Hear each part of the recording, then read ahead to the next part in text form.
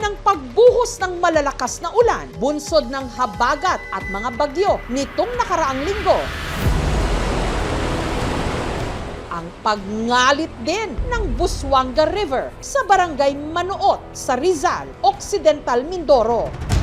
Dahil wala silang malapit na tulay, ang tanging paraan para mabilis na makatawid ang mga residente nang hindi sila maanod sa ilog, sumakay sa isang nasirang tram line. Napakalakas ng loob ni Kuya para lang makauwi sa kanyang pamilya.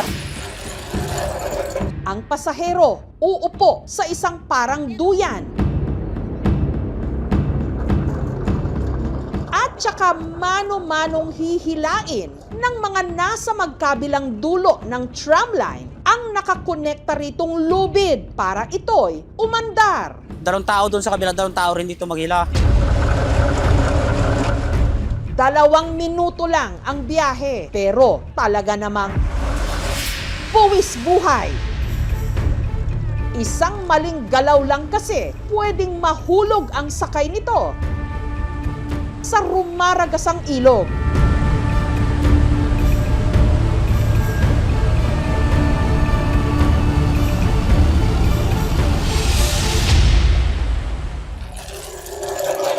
Yung nagbayad, Ang singil ni Ricky sa bawat pasahero, 20 pesos. sa isang araw ay nakita kami ng 400 din ang bawat isa sa amin.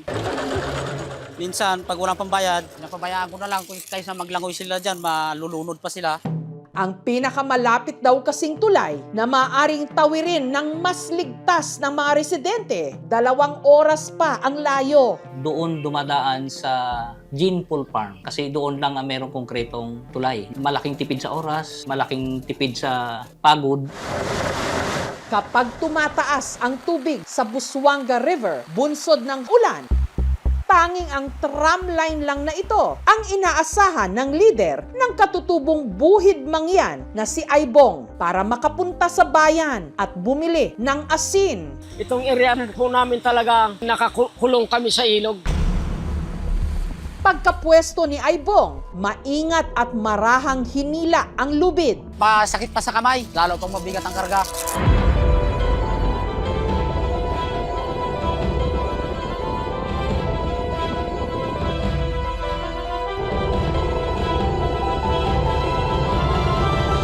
Hanggang sa ligtas na siyang nakatawid.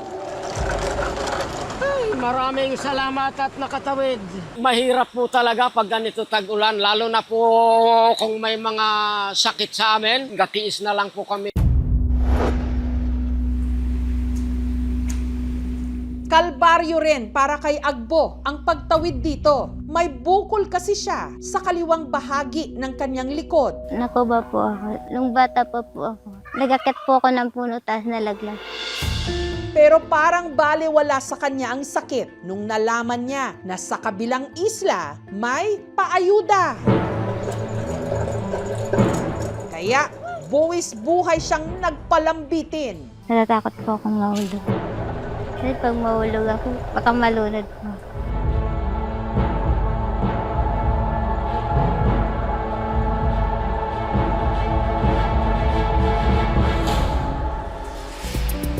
Pero pagdating niya sa barangay, wala naman daw ang kanyang pangalan sa mga bibigyan ng ayuda. Mabuti na lang at pinakonsweluhan pa rin siya ng 15 kilong bigas. Ang laking tulong na po.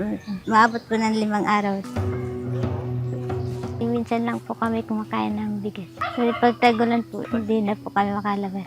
Kasi mataas po yung ilog. Kaya hindi po kami nakatawid. Nagugutom po kami.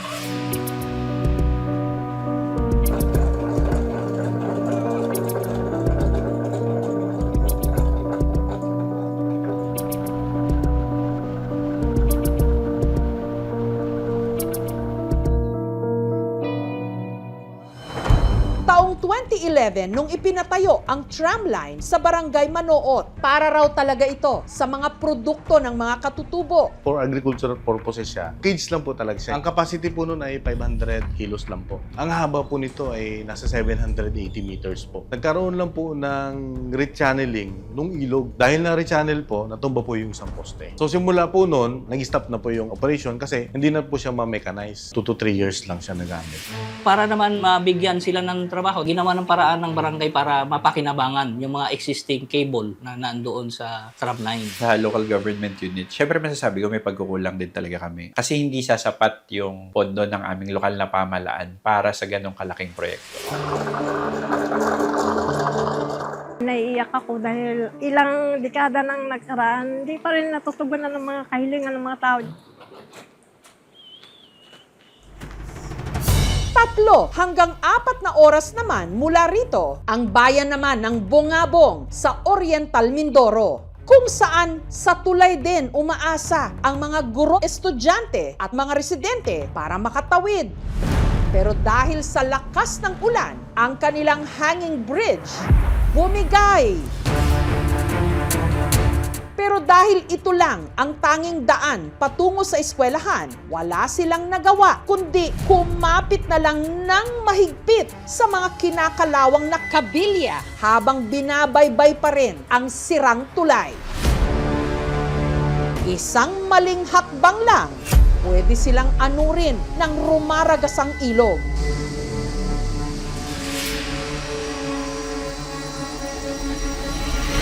Ang lalaking ang ito, meron pang karga-kargang sanggol.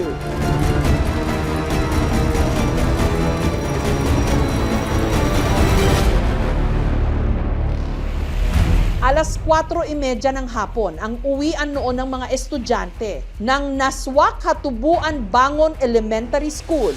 Pero ang mga tumawid na teacher hindi na makabalik sa kabilang bahagi ng isla. Muli kasing lumakas ang agos ng ilog dahil sa sama ng panahon. Ay, ang buhay namin sa kabundukan. Kaya ang guro at misis ni Rudiven na si Angie sa eskwelahan muna nagpalipas ng gabi. Aalala syempre, pero sabi ko nga, huwag kang tatawid hanggat wala ako doon. Kasamang nanatili ni Angie sa eskwelahan ang school head na si Russell. Hindi na kami makatawid kasi lalo lang lumalim yung tubig doon. Actually, ma'am, weekly naman ang uwian ng mga guro namin. Pag masama din pong panahon, nag-iisin na rin po ako dito. Ngayon, nagkataon lang na sama-sama kami dito kasi nga po, gano'n na nangyari po sa tulay. Ayan, ito na po ang sitwasyon namin dito sa aming tulay. Sila Winay, kamakailan lang, nag-post ng panawagan online. Sira na ang aming tulay. Sana ang ating pamahalaan din nila kami. Nagsilig kami na magkaroon ng magandang tulay para lang makapag-aral ang aming mga anak at makapagtawid ang aming mga guro. Tapos ang mga pamayanan makakatawid din upang makuha ng pagkain. Nung nabalitaan ito ng MDRRMO, agad silang nagkasa ng rescue operation. Maaraw na noon, pero ang ilog nananatiling mapanghamon. Hindi ko muna i-rescue rescuers natin kasi nakita naman ninyo yung daan. Malambot to. Baka mag-collapse itong natatanging daan lang natin. Dahil hindi na makadaan ang 4x4 na service ng mga rescuer, sumakay sila sa motor. Matapos ang halos 1 oras na biyahe, narating nila ang tulay sa Sitio Balite. Dito naabutan ng aming team ang mga kawani ng Bureau of Fire Protection na nagkakabit ng lubid sa tulay. Ito na raw ang kakapitan ng mga guro sa kanilang pagtawid. Bawal na pong tawiran yung natitirang bridge kasi ang natira na lang po as in yung bakal na ginamit nila bilang support. Yung kanilang pong flooring is kawayan na nababad na sa tubig, pwede na po itong mag-collapse. Mayroon din ibang daanan, kaya lang malayo. Hindi makarating isang araw doon sa aming paaralan. Samantala, nang kumalma-kalma na ang lagay ng ilog, isa-isa nang tumawid ang rescuers.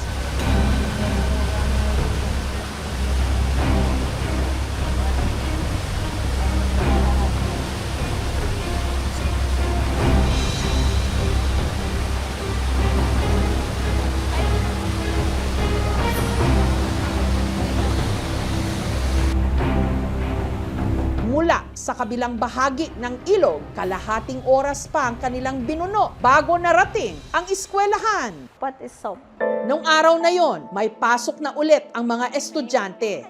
Nakilala ng aming team doon ang teacher na si Hilda, na kamakailan lang daw dito na destino. Onion, very good. Yun po talaga ang aming tungkulin eh. bilang guro maturuan ang mga bata kahit man po ito ay nakakaduluduluhan o kalibliban ng lugar. Kung ang mga kapwa niya guro nagpalipas ng gabi sa eskwelahan, si Hilda mas pinili raw na umuwi sa kabila ng masamang panahon. Kasi po wala pa ako sariling bahay dito. Halos malayo po talaga. Panangga niya sa masamang panahon ang kanyang kapote at helmet. Nakaready na po talaga ako. Para pagdating ko po sa kabilang tulay, ay sasakay na lang po ako sa motor. Pagsapit ng uwian, ang sumalubong kay Hilda ang kanyang mister na si Felix. Ito po yung aking asawa. Sinundo na po niya ako dahil hapon na po. Araw-araw ko po siyang ihahatid sundo. Dahil nga po, kailangan din po naming bumaba dito dahil marami rin po nga kami ginagabay ang mga bata.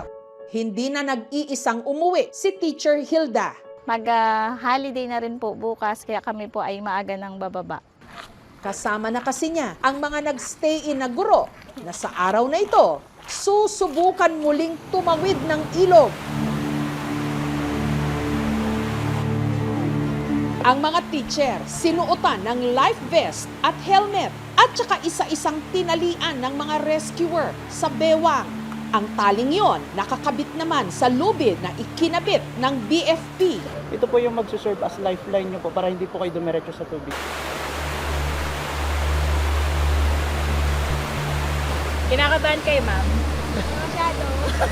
Pero medyo... Pag po kayo kakapit sa dilaw na tali ha, hindi po kayo kakapit sa bakal.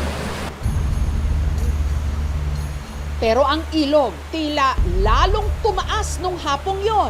Kaya ang mga kawayang tapakan hinahampas na ng malakas na agos ng tubig. Bawat guro, inaalalayan ng mga rescuer sa pagtawid habang nakakapit sa kabilya. At maingat na humahakbang sa mga kawayan.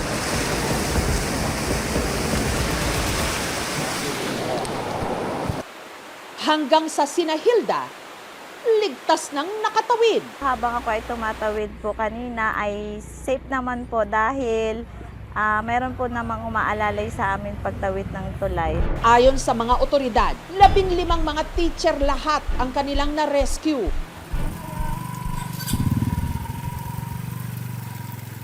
Sumakay sila Hilda ng motor pauwi. Gabi na nung nakarating sila ng kanyang mister na si Felix sa kanilang bahay.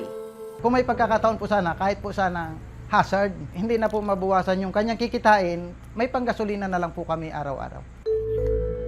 Ipinakita rin ni Teacher Hilda ang sako-sakong mga damit at sapatos na balak niyang ibigay sa mga estudyante niyang mangyan. Jacket dahil ngayon po ay tag-ulan na, so i-donate ko na lang po nga ito. Iniintay ko lang po na maging maayos ang aming daan para madala ko na rin po papunta sa aming eskwelahan.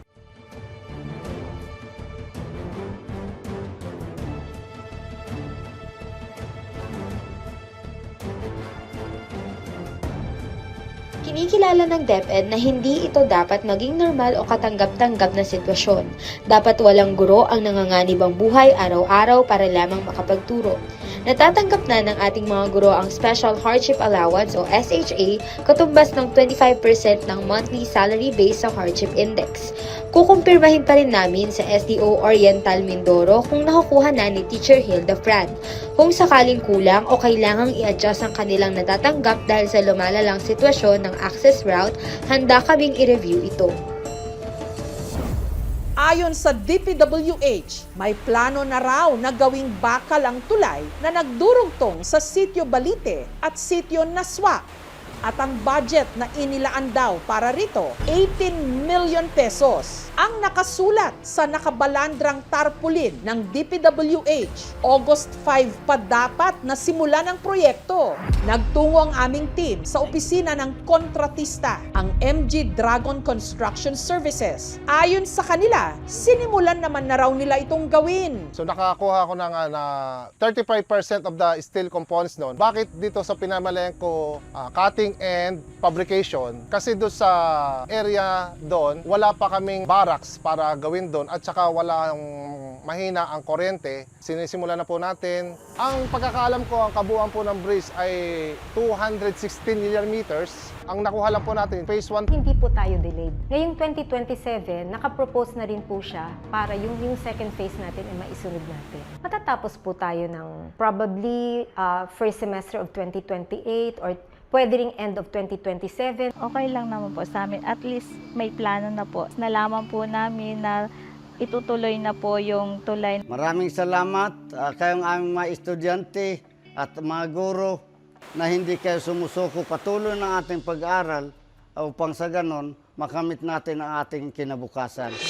Bilyones ang pondong inilaan para sa flood control at iba pang infrastruktura para sana mas ligtas ang bawat biyahe at pagtawid natin. Pero hanggat may pinaghihinalaang ghost projects o guni-guni at kupit o kickback, lubid at kinakalawang na kable pa rin ang kinakapitan ng mga nangangailangan. Ay, ang buhay namin sa kabundukan. Ang pondo ng bayan dapat ginagawang tulay, hindi daan patungo sa bulsa ng mga tiwali. Thank you for watching, mga kapuso. Kung nagustuhan niyo po ang videong ito, subscribe na sa GMA Public Affairs YouTube channel.